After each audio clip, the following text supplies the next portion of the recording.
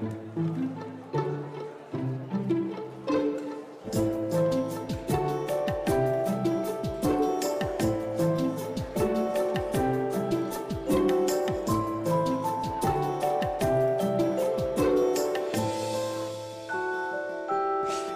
bonjour à vous. Je vais commencer très vite parce que je voudrais poser des questions et parler le moins possible. Je vais partir d'une phrase, Corinne Chaponnière, qui est écrite dans votre livre. La voici. Herschel Greenspan n'a pas gagné la partie, mais il a contraint Goebbels à l'abandonner. Donc c'est la phrase qui conclut votre enquête. Je ne sais pas si ce n'est pas la dernière du livre. Et c'est avec elle que je voudrais que nous terminions aujourd'hui. Donc, je lance le débat là-dessus, enfin la discussion plus exactement. Et je tiens en effet à remercier Annette Vivorka à la fois d'avoir écrit cette préface qui est très éclairante et qui contribuera à ce dialogue que je commence par quelques questions. Donc, la première chose, c'est peut-être un petit rappel des faits. Et je voudrais, Corinne Chaponnière, que vous nous parliez des deux protagonistes, Greenspan et Fomrath, le 7 novembre 1938, avant qu'on en sache beaucoup plus sur eux. C'est-à-dire, qui sont ces deux hommes au 7 novembre au matin? Si on sait bien ce qui s'est passé entre le 9 et le 10 novembre 1938, on sait moins en effet ce qui s'est passé exactement dans cet événement que les nazis ont pris comme prétexte pour lancer 2 jours plus tard ce qu'ils ont appelé des représailles. Et qui a pris ce nom scandaleusement poétique de Nuit de cristal.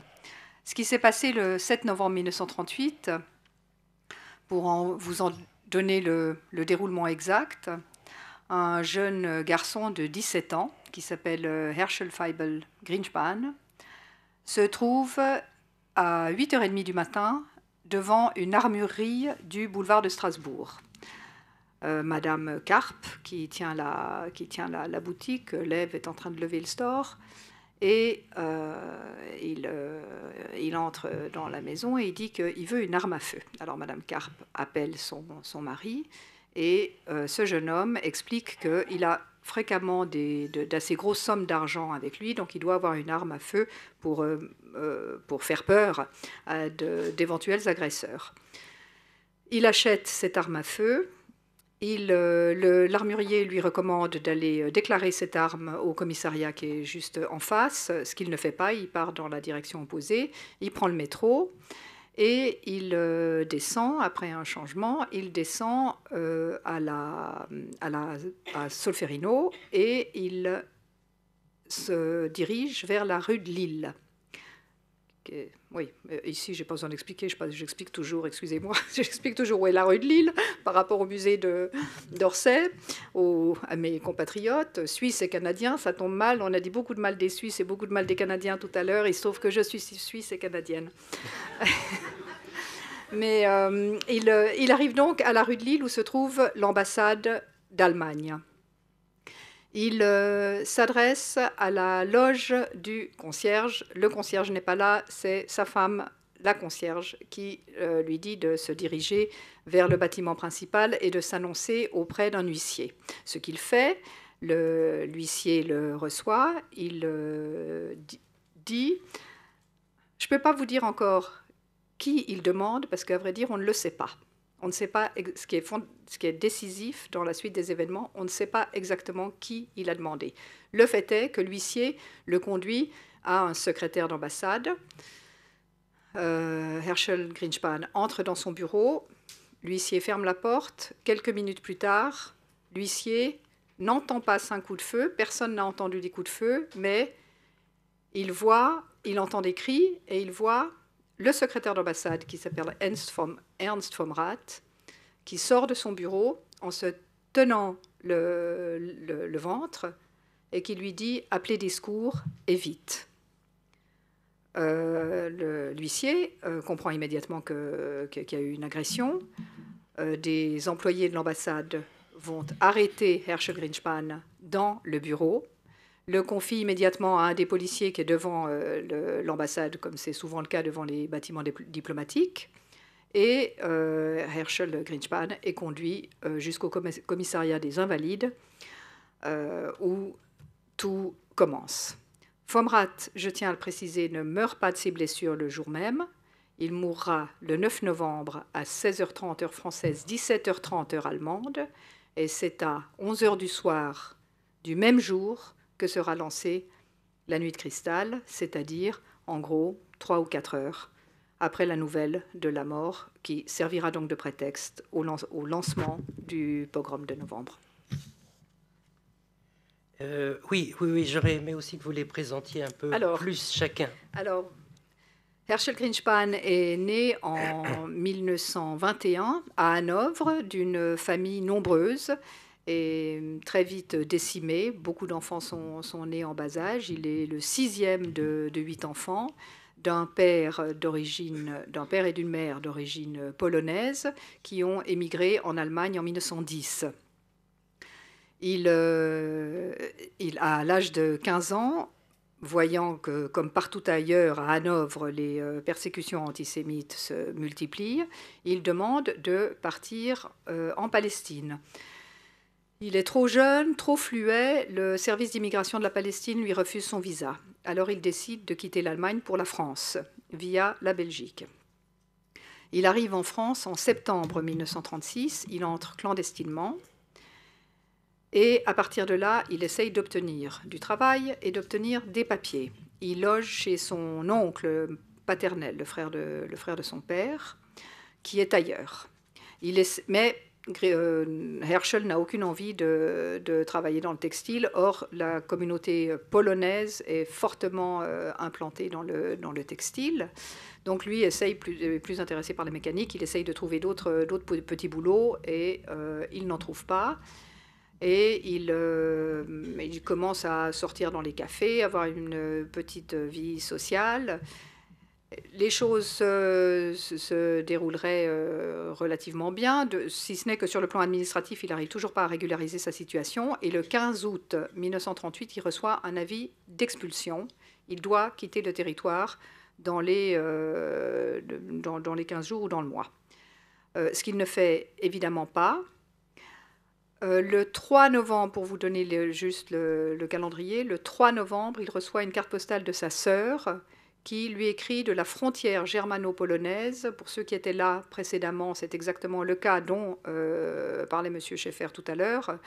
Sa famille a été expulsée de son domicile d'abord, puis de Hanovre, pour être conduite, comme 12 000 autres juifs d'origine polonaise, pour être conduits à la frontière polonaise, où ils ne peuvent plus rentrer en Allemagne parce que les Allemands précisément ne les veulent plus, mais ils ne peuvent pas entrer en Pologne parce que les Polonais sont tout aussi antisémites que les Allemands et ne les veulent pas non plus. Et il reçoit une carte postale le 3 novembre de ces événements qui se sont passés entre le 29 et le 30 octobre. Il est au désespoir.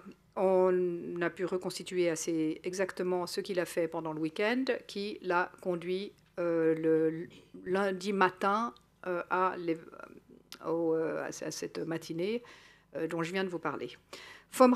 Ernst Vom Rath, est un Allemand de 29 ans, il est né en 1909, et il a un parcours de diplomate assez classique. Il a d'abord un parcours de juriste, comme Allemand, et il s'inscrit au parti, et il s'inscrit notamment dans les SA, dès les années 1934 ou 1935, sauf erreur, ce qui est quasi une obligation pour quelqu'un qui fait du droit.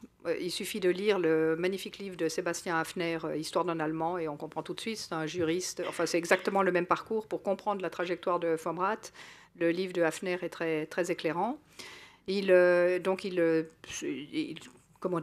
sympathise avec un groupe ou un autre proche des nazis, des nationaux-socialistes, et il poursuit ses études jusqu'à la fin, il les réussit et il s'inscrit dans la diplomatie. Apparemment, ses langues ne sont pas très au point, donc il va apprendre le français d'abord. Il vient déjà en 1935 à Paris, et ensuite il a de nouveau un poste en 1936, sauf erreur, parce que son oncle est l'ambassadeur en poste. son oncle est un ennemi juré de Ribbentrop, qui n'est pas encore à ce moment-là ministre des Affaires étrangères, mais qu'il deviendra, et c'est un élément important pour la suite des événements.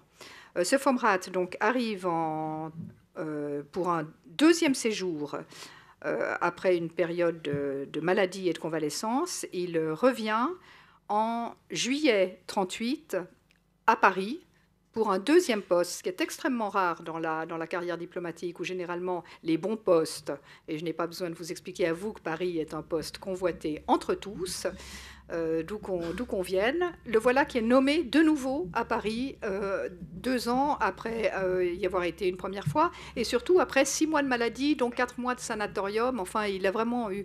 ça a été compliqué les 6 derniers mois. Il est de nouveau nommé à Paris, et là, il s'y installe donc en juillet 1938, et il est d'abord attaché, et 3 jours avant le 7 novembre, il reçoit la confirmation écrite qu'il a été nommé 3e secrétaire de légation, ce qui est un poste assez subalterne dans la hiérarchie diplomatique, mais qui est néanmoins un début de promotion. Et à partir de là, on ne sait plus rien de lui. Alors on va peut-être s'arrêter à ce qui s'est passé 4 heures après, et Annette peut-être dire quelques mots pour les personnes qui n'étaient pas là à la première heure sur la nuit de cristal, peut-être de manière un peu synthétique sur... Je refais la petite synthèse de tout à l'heure. Donc je redis, et je m'en excuse pour ceux qui étaient déjà là, que le terme... quel est le terme poétique, hein, moi j'avais mis romantique tout à l'heure, mais poétique de nuit de cristal, qui vient du fait que les trottoirs ont été jonchés par le verre des vitrines des magasins juifs saccagés, est un terme aujourd'hui récusé en Allemagne qui parle du pogrom de novembre.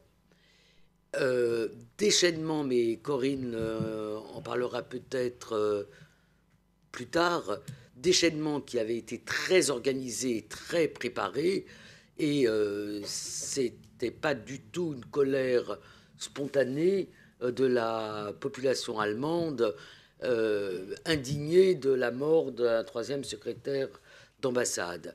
C'est très organisé par l'ASA, par les Sturmabteilung, par les SS, et en gros les organismes du parti nazi, et par la propagande de Goebbels. Ce qu'on ne dit pas quand on a cet intitulé de Nuit de cristal, c'est que ça a été une nuit qui a duré 3 jours, qui a été encore plus terrible, et Paul Schaeffer l'a rappelé tout à l'heure, à Vienne que dans les villes allemandes, qu'il y a eu un certain nombre de morts, on disait une centaine en comptant les suicides, mais aujourd'hui les chercheurs allemands qui s'intéressent plus au côté allemand de la nuit de cristal qu'au côté Greenspan, ont monté le chiffre à environ 1000, entre les défenestrations, les suicides, les gens qui meurent des suites de leurs blessures. Ce que j'ai oublié de dire tout à l'heure, donc je le dis maintenant, c'est qu'une centaine de synagogues ont été incendiées, des incendies qui étaient très préparés parce que vous aviez les pompiers qui étaient aux abords des synagogues pour éviter que le feu ne gagne les bâtiments qui étaient voisins, et que ces synagogues détruites l'ont été pour toujours. Enfin, c'est des synagogues qui ont disparu. Et une trentaine de milliers de juifs ont été conduits en camp de concentration. Camp de concentration où il n'y avait pas de juifs en tant que juifs avant 1938, puisque les camps de concentration étaient là pour faire un système de terreur et pour mettre au pas, pour réintégrer les gens, les Allemands, dans la Volksgemeinschaft, dans la communauté du peuple, à laquelle les Juifs n'appartenaient pas. Donc il n'y avait pas de raison de les rééduquer dans un camp de concentration.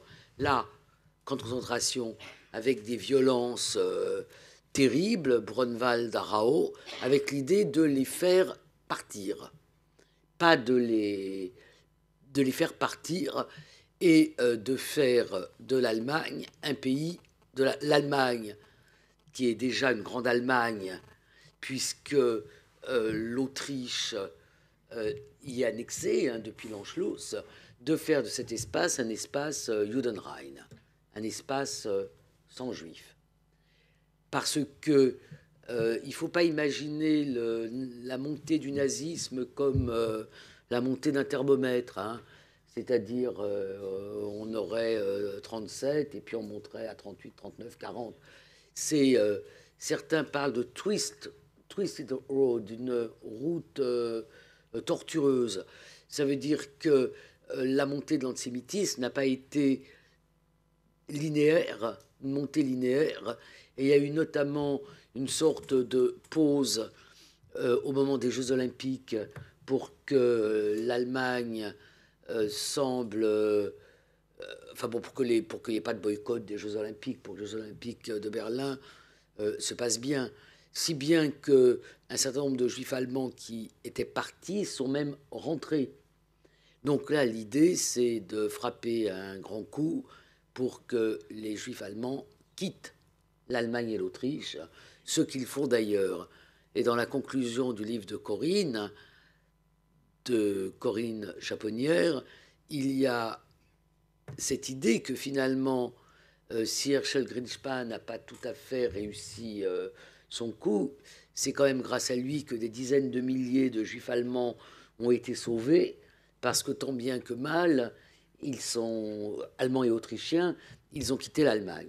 Voilà, je crois ce qu'on peut dire. J'ai pas dit de sottise. Non, bon. Je vérifie parce qu'elle est plus spécialiste que moi de ça.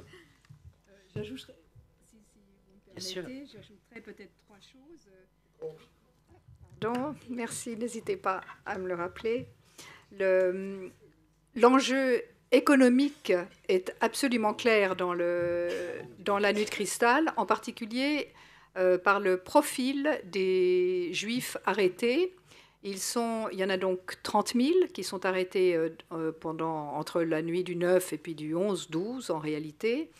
Ils sont en écrasante majorité d'âge moyen, actif, et en écrasante majorité de milieux aisés. Donc, ce sont les autres personnes qui étaient inactives, qui étaient plus âgées ou trop jeunes, ont été terrorisées, brutalisées, martyrisées dans leur appartement forcé, etc. Enfin, ça n'enlève rien aux autres types d'exactions, mais pour ceux qu'on a arrêtés, ils étaient assez ciblés. On les a relâchés, pour la plupart, ils ont été relâchés entre novembre, pour certains assez vite, parce que c'est le cas précisément de Paul Schaeffer, mais pour une bonne partie d'entre eux, ils sont restés jusqu'à début janvier. Et ils ont pu partir en signant un engagement qu'ils quitteraient l'Allemagne et qu'ils n'y reviendraient jamais. Jamais. Et puis, d'autre part, ce qu'il est important de noter, c'est qu'au moment où le coup d'envoi a été donné, ce coup d'envoi a été donné à Munich, parce qu'il se trouvait qu'il y avait une fête nazie, une célébration nazie, le 9 novembre. Donc, toutes les grosses légumes du parti étaient réunis à Munich. Et généralement, Hitler fait un discours à cette occasion-là. Et quand il a appris la mort de Vom Rath, il s'est isolé un moment avec un ou deux de ses compagnons d'armes, et il a décidé qu'il ne ferait pas de discours ce jour-là, mais il laissait à Goebbels le soin d'annoncer la mort de Vom Rath et de dire qu'il fallait lancer une action d'envergure par les SA, en effet, et par les Gauleiter, qui sont ces chefs régionaux, mais avec un encadrement très discret des SS, en l'occurrence, et l'absence d'intervention et des pompiers et de la police. Ça, c'était tout à fait clair.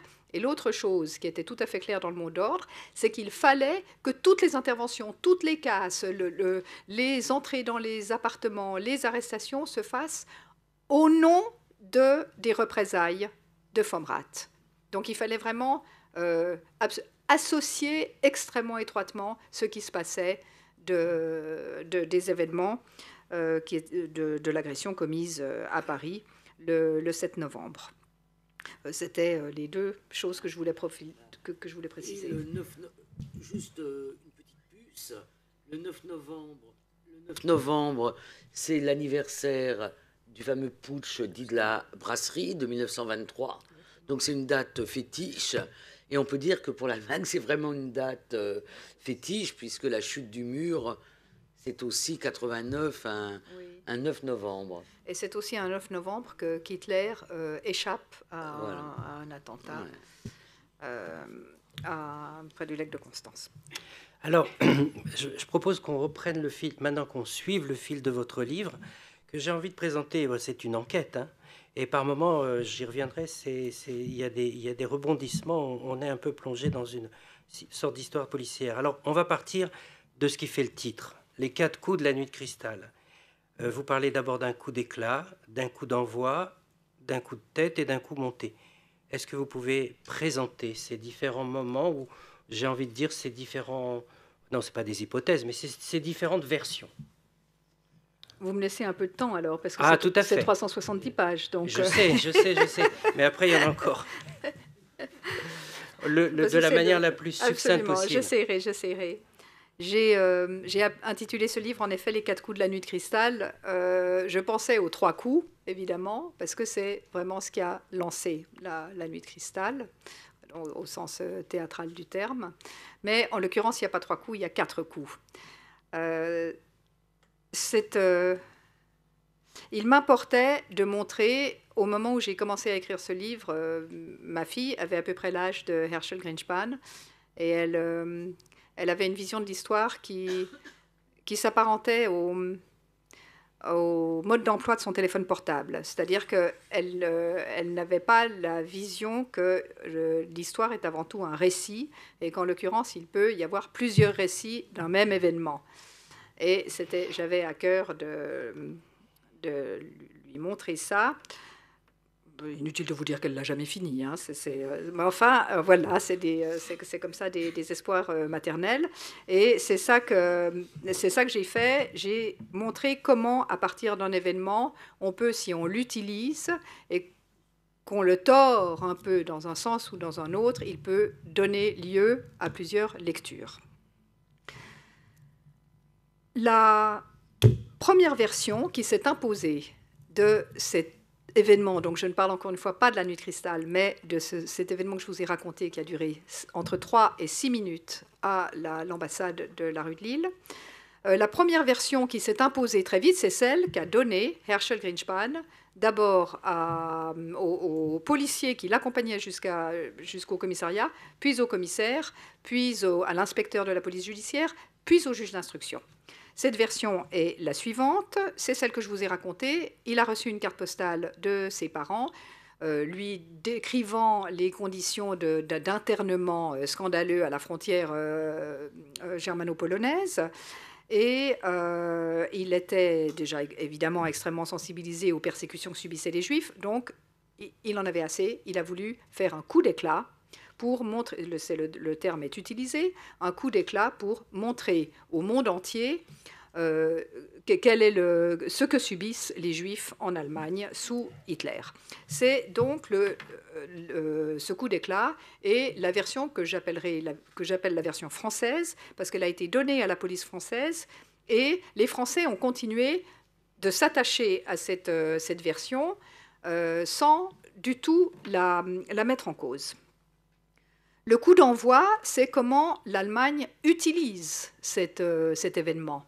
Ils en font le coup d'envoi de la nuit de cristal d'abord, et après bien des rebondissements, ils en feront le coup d'envoi de la Deuxième Guerre mondiale, c'est-à-dire que 2 ans plus tard, ils feront, une fois que Herschel Grynszpan, par des circonstances très compliquées sur lesquelles on reviendra peut-être, se trouve en Allemagne, un grand procès de Herschel Grynszpan est organisé, procès qui a un seul but, montrer la responsabilité des Juifs dans le déclenchement de la Deuxième Guerre mondiale.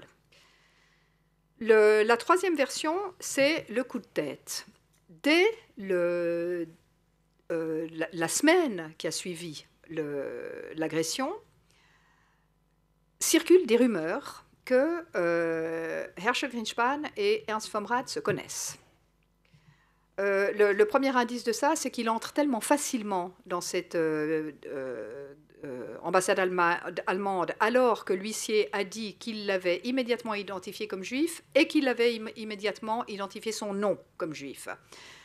Mais, et dans le climat de l'époque, on peut imaginer qu'on lui fait signer quelques papiers. Rien du tout, il entre très facilement, ça se sait très vite, les journaux en parlent immédiatement, et il y a des suppositions, des rumeurs qui disent qu'ils se connaissaient. C'est donc, ce serait alors à ce moment-là un coup de tête, ce meurtre. C'est que, étant donné qu'il est diplomate, Ernst vom Rath, on peut imaginer que Herschel Grynszpan lui ait demandé de soit un visa pour ses parents, soit de régler sa situation consulaire compliquée, puisque lui-même est expulsé de France. Bref, qu'il se soit adressé à un diplomate dont il savait éventuellement que ce diplomate était sensible aux jeunes garçons. Or, Herschel Grynszpan est très, très beau, très mignon, et qu'il ait profité de cette information pour le dragoter un peu aux abords de cafés homosexuels que Herschel fréquente. Et puis que finalement, Ernst vom Rath n'aurait pas tenu sa promesse, donc il serait venu se venger dans l'ambassade pour des raisons donc toutes personnelles. Ce serait un coup de tête. Quatrième hypothèse ou quatrième version, le coup monté. Là, c'est certainement l'épisode pour lequel on a le moins de preuves, mais je considère que ce serait une injure à l'histoire de ne pas envisager le coup monté. Il y a une somme de choses, il y a une somme de coïncidences curieuses. C'est un pogrom organisé à l'échelon d'un territoire aussi grand que l'Allemagne plus l'Autriche en 4 heures. Les Allemands sont de bons organisateurs, mais là, vraiment, ils sont très, très bons, hein. Ça, c'est étonnant. Encore une fois, cette entrée très facile de Herschel Grynszpan dans l'ambassade, c'est également assez curieux. Le degré de préparation, en tout cas de Buchenwald, de Sachsenhausen et de Dachau au moment, enfin en tout cas dans les mois qui ont précédé la nuit de cristal, laisse supposer qu'on attendait une étincelle. Et enfin, il y a plusieurs éléments que j'essaye de démontrer aussi pour ne pas exclure, en tout cas, je ne peux pas le prouver, mais on ne peut pas exclure l'idée qu'un coup monté a été mis au point pour qu'on trouve ce fameux prétexte dont on avait besoin. Ce sont donc les 4 coups qui forment la trame principale du livre. Alors, comme je le disais tout à l'heure, il y a pas mal de rebondissements dans ce livre. Et celui-là, le dernier que vous évoquez, est peut-être le plus significatif.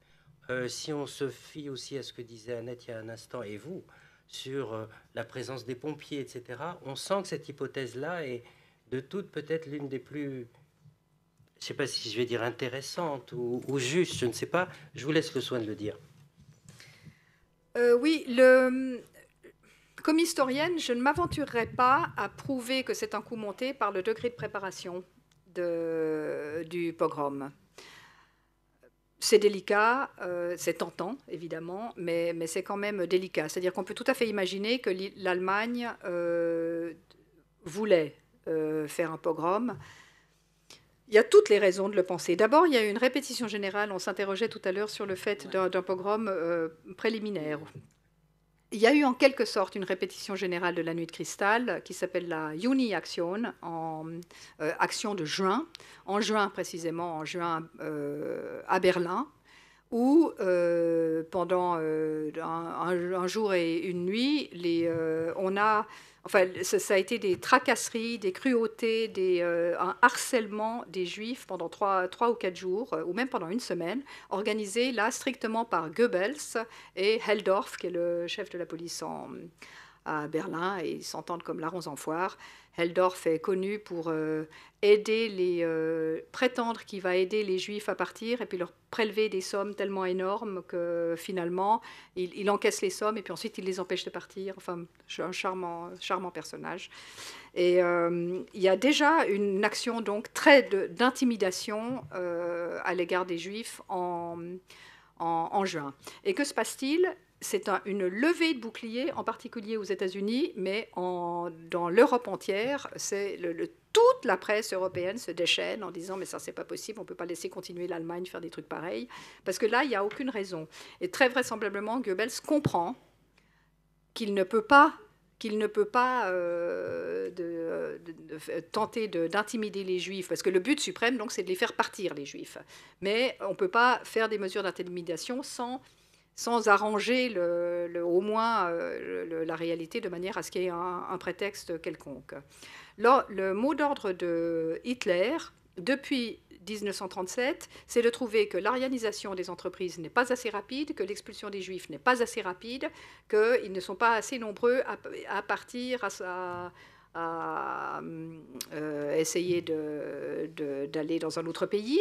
Et la conférence d'Évian, à laquelle il a été fait allusion tout à l'heure, rate complètement. Donc à ce moment-là, en août 1938, les Allemands comprennent qu'ils n'arriveront pas, ils n'arriveront pas à les faire partir. Et puis en plus, ils sont coincés par un paradoxe absurde, c'est qu'ils veulent laisser partir les Juifs, mais ils ne veulent pas que les Juifs partent avec leurs entreprises, leurs biens, leurs capitaux, leur savoir-faire.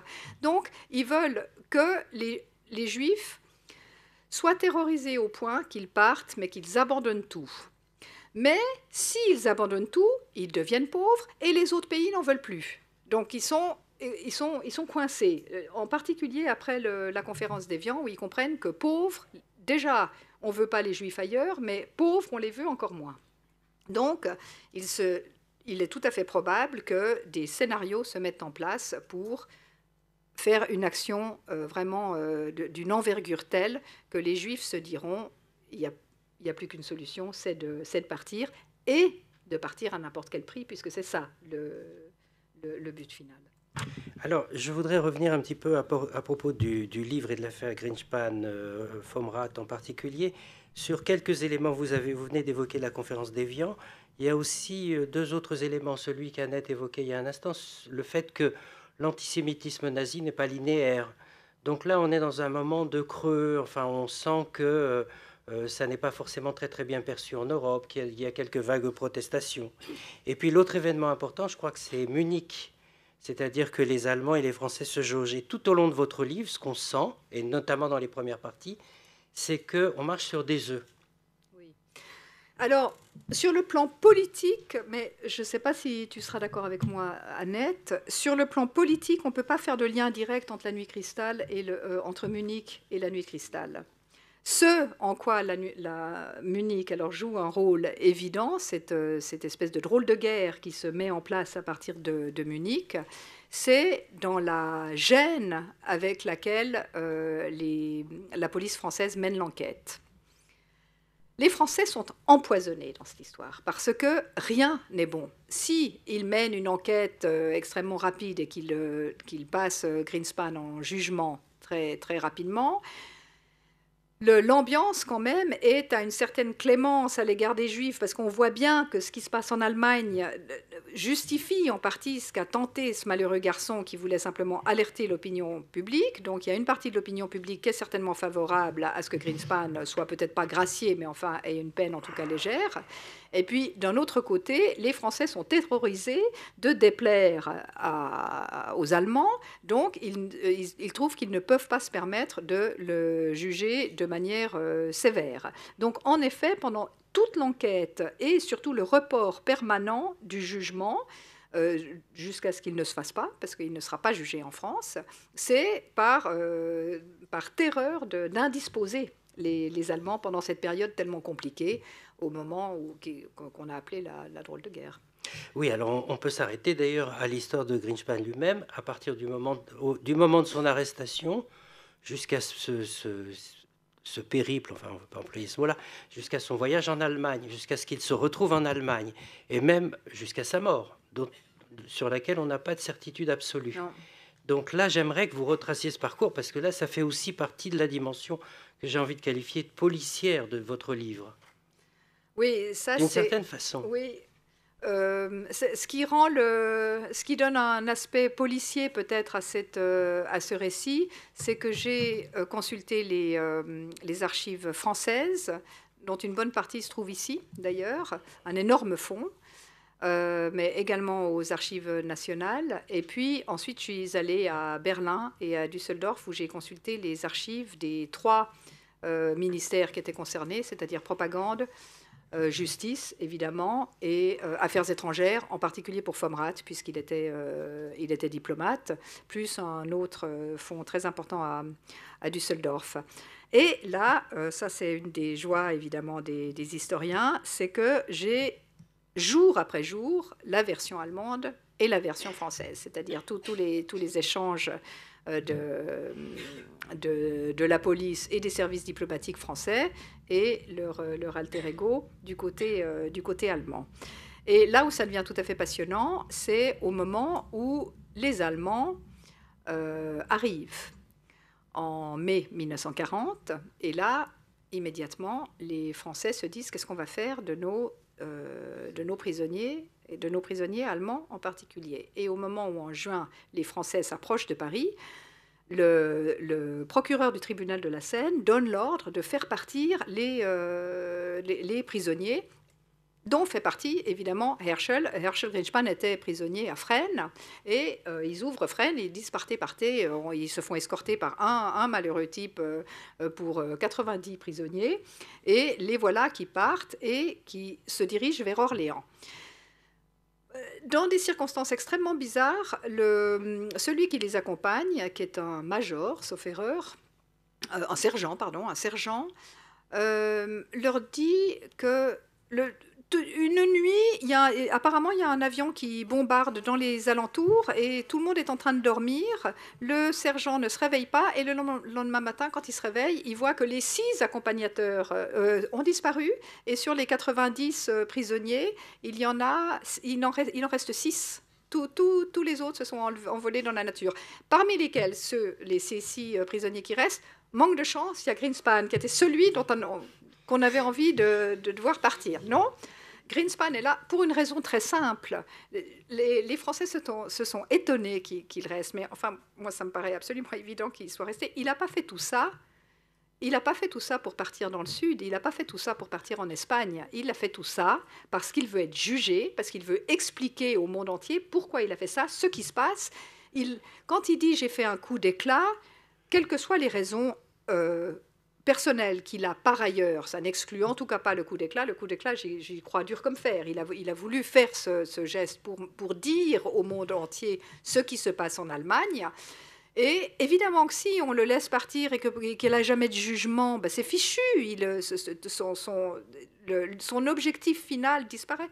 Donc il reste, mais il a tellement mal aux pieds qu'il dit à Brossard, ce monsieur, je crois bien qu'il s'appelle comme ça, le sergent qui reste là, il lui dit, écoutez, je m'arrangerai, je veux plus marcher, mais je m'arrangerai pour vous retrouver à la prison d'Orléans. Et en effet, 24 heures plus tard, dring, il sonne à la porte du pénitencier d'Orléans avec 5 autres prisonniers qui sont vraisemblablement juifs aussi et qui se disent à juste titre qu'ils préfèrent infiniment se retrouver dans une prison française que de se retrouver dans une prison allemande. Et c'est ainsi que tous les différents pénitenciers dans lesquels ils se baladent, parce que de pénitencier en pénitencier, on ne le veut pas. Les Français ne le veulent pas. Ils lui disent « partez, il y a un très bon pénitencier à Toulouse, je vous le recommande ». Et en effet, 3 jours plus tard, dring, il sonne de nouveau à Toulouse. Et finalement, les Français le livreront aux Allemands. Parce que, évidemment, pendant ce temps, les Allemands lui courent après parce que veulent absolument le récupérer. Et dans un premier temps, les Français disent on ne sait pas où il est, tentent d'éviter de devoir le livrer. Et en juillet, c'est-à-dire un mois plus tard, un mois après cette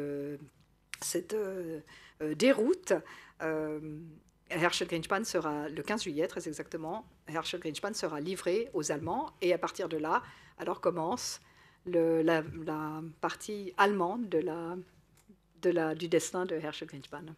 Mais là aussi, c'est intéressant, parce qu'il est, si je me souviens bien, il est au siège de la Gestapo, et il n'est pas maltraité. À aucun moment, vous n'évoquez de maltraitance, de torture, d'enfermement, d'isolement. son sort est quand même assez curieux. J'ai une autre question derrière, mais déjà celle-là. Oui. En effet, il a du fromage et du chocolat, imaginez-vous, dans les prisons de la Gestapo. On lui coupe les cheveux alors que tous les autres sont rasés. Enfin, il a toutes sortes de traitements de faveur. C'est absolument évident et c'est ce que lui disent ses co-détenus.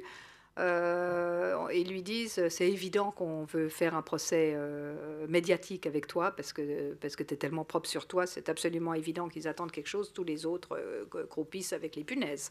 Mais lui est vraiment très bien traité, mais il ne sait pas encore ce qu'on veut faire de lui parce qu'on l'interroge à peine et manifestement, les nazis sont en train de mettre au point un plan le concernant.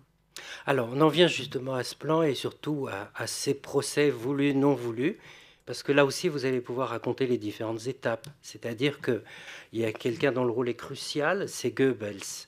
Et on reviendra aussi sur la situation de Goebbels est très singulière. J'ai appris quelque chose, par exemple, c'est qu'à un moment, il a même failli être envoyé, expédié au Japon comme simple conseiller d'ambassade, quand même, un bannissement terrible. On y revient. Je pense quand même. Ambassadeur, mais enfin, c'était pas extraordinaire par rapport au poste qu'il avait. Ouais. Bref, on y reviendra, mais je voudrais que vous reveniez justement sur ce procès ou pas procès. Il y a eu différents moments. Il y a eu le moment vraiment au début où on voulait absolument le procès, et je vous laisse raconter. Le procès est raconté à la fois dans ce que j'ai appelé la version allemande, puisque ça fait partie de cette stratégie allemande d'utiliser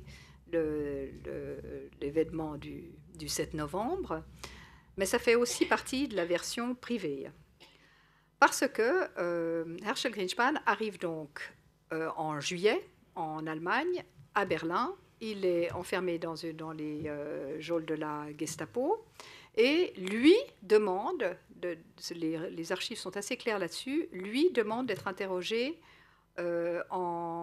apparemment en août 1940.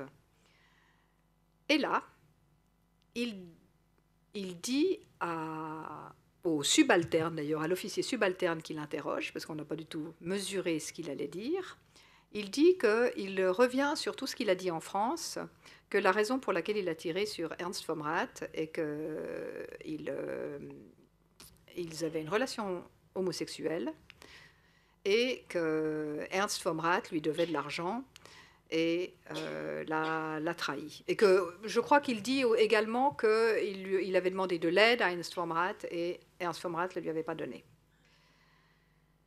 Comme très souvent, tu me contrediras si j'ai tort, mais il y a une chose qui est très caractéristique du nazisme, c'est que les subalternes ne donnent pas les mauvaises nouvelles aux supérieurs. Donc on laisse aller des situations absolument insolubles, mais on a tellement peur de la réaction de celui du dessus qu'on ne le dit pas. Personne ne dit à qui que ce soit. Celui qui interroge Grynszpan fait un petit rapport qu'il passe à son chef hiérarchique, et voilà. Ça ne monte pas plus haut. Donc, les préparatifs continuent, et Goebbels, qui n'est au courant de rien, continue à préparer son procès du judaïsme. C'est plus fort que ça en allemand, c'est juiverie. Voilà, le terme plus exact serait la responsabilité de la juiverie internationale dans l'assaut du 7 novembre. Et pendant de 1940 jusqu'au printemps 1942, pendant 2 ans, les ministères s'attrapent les uns les autres parce qu'ils veulent de temps en temps tirer la couverture à eux. Ensuite, ils ne veulent plus faire le procès. Ensuite, il y a le département de la justice, le procureur général qui apprend cette histoire d'homosexualité, qui va voir Goebbels en lui disant « mais vous êtes fou de tenter quelque chose parce que c'est ça qui risque de sortir. » Et vous pouvez imaginer comme une relation d'un diplomate avec un homosexuel juif peut plaire. Donc, il dit à Goebbels qu'il y a un léger souci, comme on dit aujourd'hui, et Goebbels ne le transmet pas. Ne le transmet pas à Hitler. Et Goebbels dit il suffira qu'on fasse une partie du procès à huis clos. C'est très simple. comme si on pouvait obliger Herschel Grynszpan à ne parler que des sujets qui l'intéressaient, et puis ensuite à ne rien dire tout d'un coup à huis clos dès que ça commençait à devenir un peu scabreux. Donc, comment dire, là, dans tout ce déroulement de la préparation du procès, on est dans un déni qui est insensé, de voir comment ils se mentent les uns aux autres, comment ils nient l'évidence, alors que le boulet va leur arriver dessus, c'est absolument évident. Finalement, en effet, en avril 1942, ils se rendent compte qu'ils n'échapperont pas à cette question d'homosexualité. Et le plus extraordinaire, c'est que Goebbels, qui est vraiment le spécialiste, l'expert de la propagande des mots, se fait dynamiter son procès par 2 mots qu'il ne peut pas supporter: relation homosexuelle avec un juif. Et le procès est abandonné à cause de cette menace, de cette phrase qu'on ne peut pas empêcher Herschel Grynszpan de dire, qu'elle soit juste ou qu'elle soit fausse. Alors, au-delà de cela, il y a une dimension politique qui, personnellement, m'a passionné, parce que je l'ignorais, je ne suis pas spécialiste de ce sujet, c'est les relations entre Goebbels, Göring, le ministère de la Justice, le ministère des Affaires étrangères. C'est un nid de vipère ou un panier de crabes.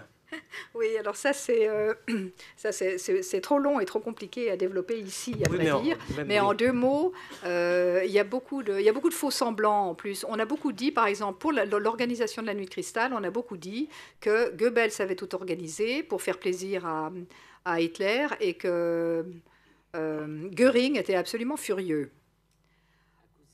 À cause des assurances en particulier. Mais les assurances, d'abord ils les ont, et finalement, comme on sait, il a fait payer les dégâts par les Juifs. Et l'autre chose, c'est que même s'il avait dû en payer une partie, c'est une goutte d'eau par rapport à ce que lui rapportera l'expulsion des Juifs. Je ne crois pas un instant que Göring et Goebbels n'aient pas été de conserve pour l'organisation du pogrom, parce que c'est donc Göring qui est directeur du plan quadriennal, c'est Walter Funk qui est chef de l'économie, ministre de l'économie, et Goebbels donc, qui est chef de la propagande. Et ces 3-là se voient tout le temps, parce que j'ai les journaux des uns et des autres, et enfin on a les agendas très détaillés, ils se voient absolument tout le temps pendant les 2 semaines qui précèdent. En particulier parce que Goebbels a un chagrin d'amour et que les 2 autres sont là pour lui remonter le moral. Donc ils se voient tout le temps. Ce chagrin d'amour qui joue un rôle d'ailleurs dans le livre, parce que c'est une des raisons pour lesquelles Goebbels veut se faire bien voir par Hitler. Mais enfin, ce n'est pas évidemment le centre du propos. Mais le fait est qu'ils sont tout le temps ensemble. Donc c'est impossible que Göring n'ait pas été d'accord avec le lancement. Il n'imaginait simplement pas qu'il y aurait une casse matérielle pareille. Et c'est très instructif cette histoire de Kristallnacht, parce qu'il y a 2 thèses à propos du terme de Kristallnacht, de Nuit de Cristal. Il y en a qui disent que ce sont les beaux esprits berlinois, connus pour leur cynisme, encore aujourd'hui d'ailleurs, qui ont inventé cette espèce de terme dérisoire, enfin de dérision plus exactement. Mais il y a une autre thèse plus intéressante qui dit que ce sont les nazis eux-mêmes qui ont choisi ce nom pour porter l'attention sur la casse exclusivement matérielle, à savoir le cristal, les vitres, ce qui oblitérait la casse humaine considérable de la nuit de cristal. Le fait est qu'en effet, c'est comme nid de vipère, alors je vous accorde que c'est vraiment... Alors, il y a un nom qu'on a peu prononcé, pourtant il joue un très grand rôle, c'est celui d'Hitler, parce que je ne me rappelle plus exactement la page, mais il y a un moment où, justement, à propos de cette nuit de cristal, Hitler est presque accusé. Enfin, quand je dis accusé, il y a quelqu'un qui lance une accusation, il dit oui, finalement, vous voulez vous en prendre au Führer. Mais Hitler est un petit peu à l'extérieur. Je ne sais pas exactement comment dire. Je ne me rappelle plus la phrase exacte. Oui. Mais quelqu'un qui vient voir Göring et qui se plaint. Et oui, c'est Göring... Popitz. Oui. Il y a en effet vraiment...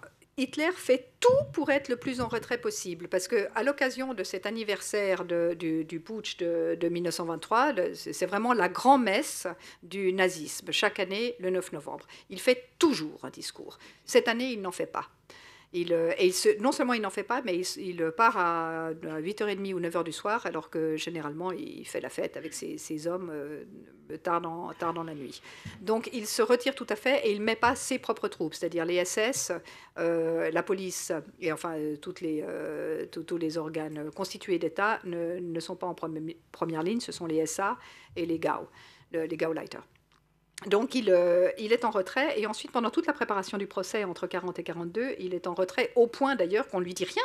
On ne lui dit pas les choses essentielles qui feraient qu'il pourrait prendre des décisions. On l'informe toutes les 3 semaines quand il y a vraiment une catastrophe. Mais néanmoins, dans la nuit de cristal, il y a un nommé Popitz qui va voir Göring en lui disant mais comment parce que Göring bien sûr a eu comme rôle de prendre une colère épouvantable à la découverte de ces rues jonchées de bris de glace. Mais à mon avis, c'est son rôle. Enfin, ils ont tous des rôles. C'est ça qu'on lui a confié comme tâche, c'est de s'énerver.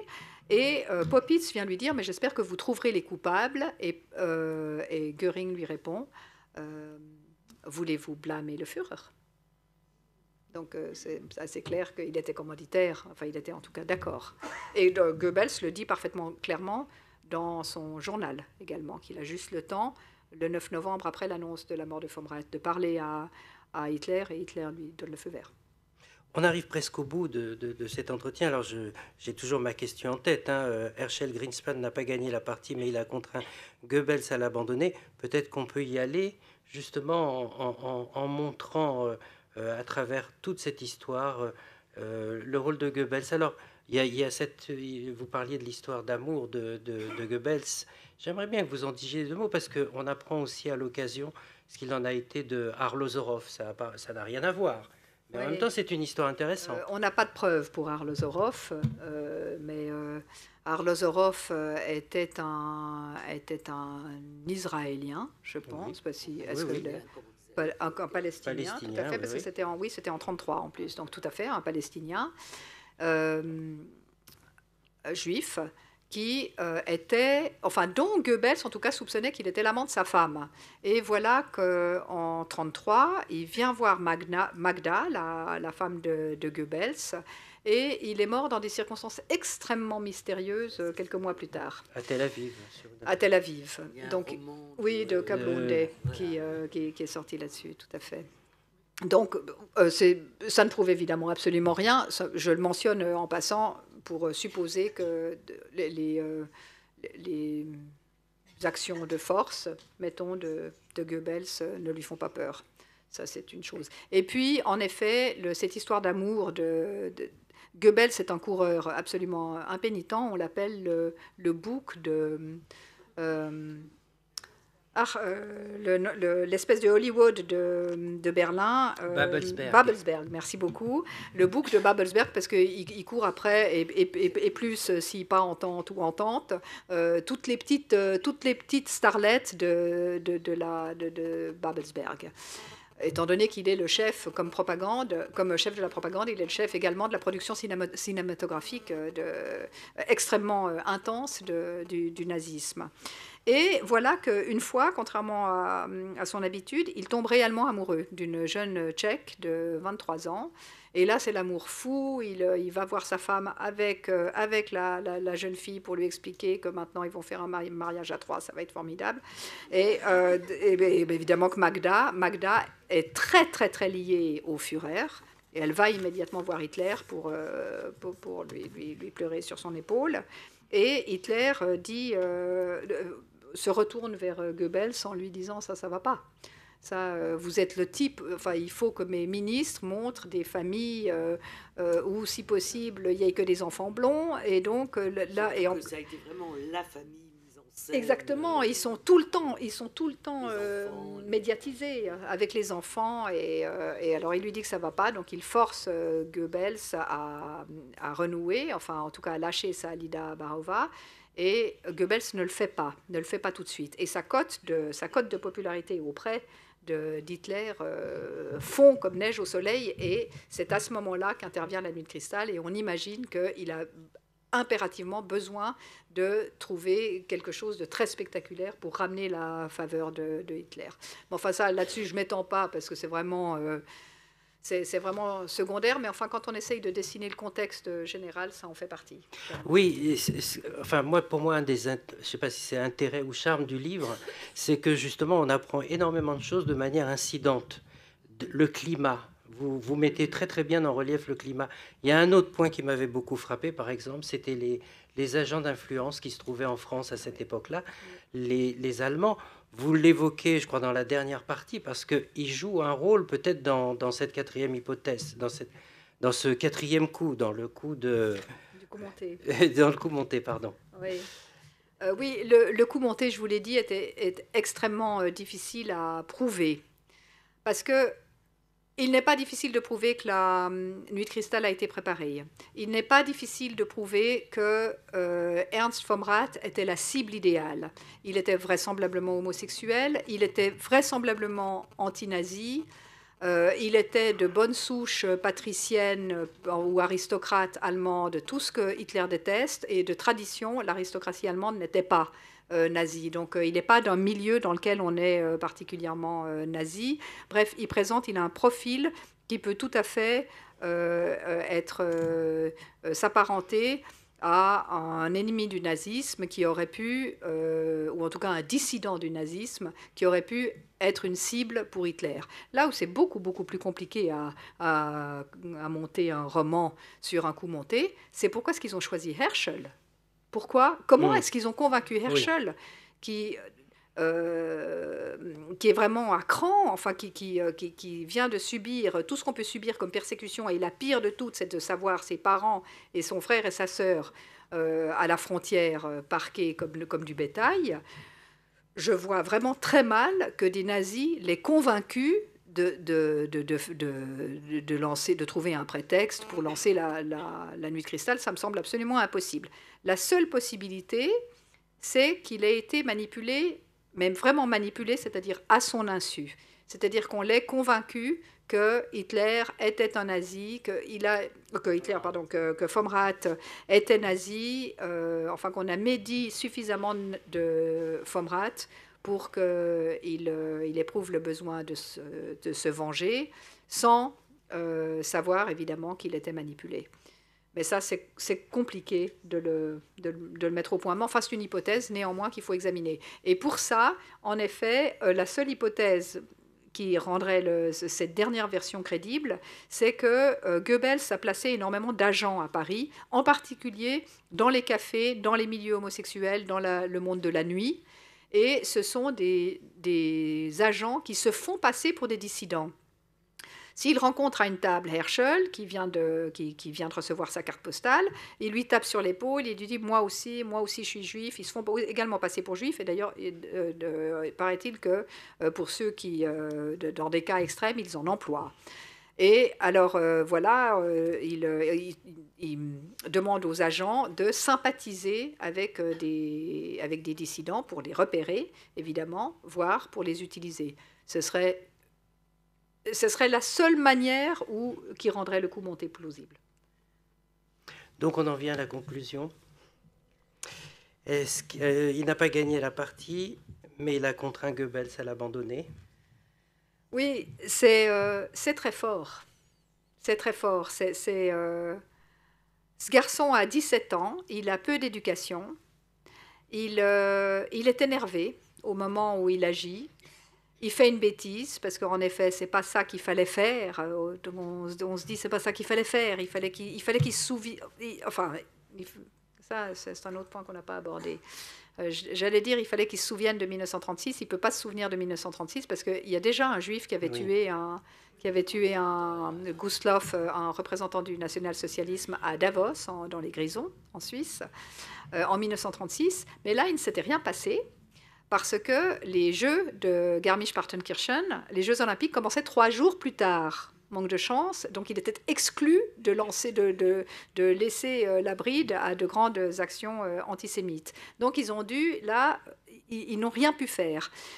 certainement que Herschel Grinchpan a eu vent de cette histoire, et comme il n'y a pas eu de réaction, on peut tout à fait supposer qu'il n'a jamais imaginé que ça donnerait un pogrom, vu qu'il y avait un précédent 2 ans avant, et que ça n'a rien donné, qu'il n'avait rien fait. Il n'a peut-être simplement pas compris que le rôle de l'ouverture des Jeux Olympiques, qui évidemment interdisait toute action en 1936, en revanche, en 1938, comme dit Yann Kershaw, cet attentat était comme l'exaucement d'une prière. Ça tombait vraiment, c'était absolument idéal.